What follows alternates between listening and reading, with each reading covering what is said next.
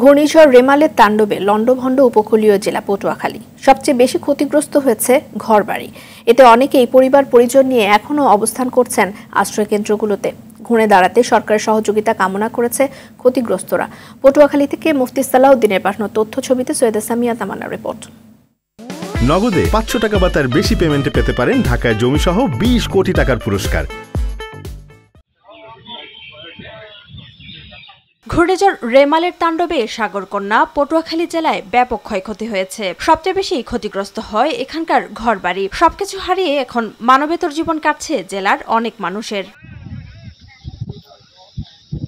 সরকারি হিসেবে জেলায় 37,786টি বাড়িঘর বিধ্বস্ত হয়েছে, আর ক্ষতিগ্রস্ত মানুষের সংখ্যা 3,27,000। এত ছেলে ঘরের মধ্যে থাকতে মানে ভয় থেকে ঘরে গাছ করে কিছুই নেই, ঘরে গাছ করে সবকিছু বাইরে চলে গেছে।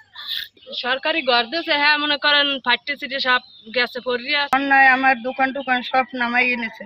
ঘরের ভিতর যা কিছু ছিল সব বাসায় নিয়ে গেছে। ডাল ছিল, বাদাম ছিল, এগুলো তো সব শেষ হয়ে গেছে।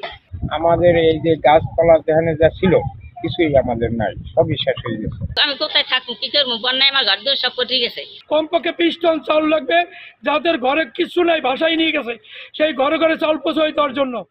নগদে 500 টাকা বা তার বেশি পেমেন্টে পেতে পারেন ঢাকায় জমিসহ 20 কোটি টাকার পুরস্কার। এদিকে ক্ষতিগ্রস্তদের চূড়ান্ত তালিকা তৈরি করতে বিভিন্ন দপ্তরের লোকজন মাঠ পর্যায়ে কাজ করছে বলে জানান জেলা প্রশাসক।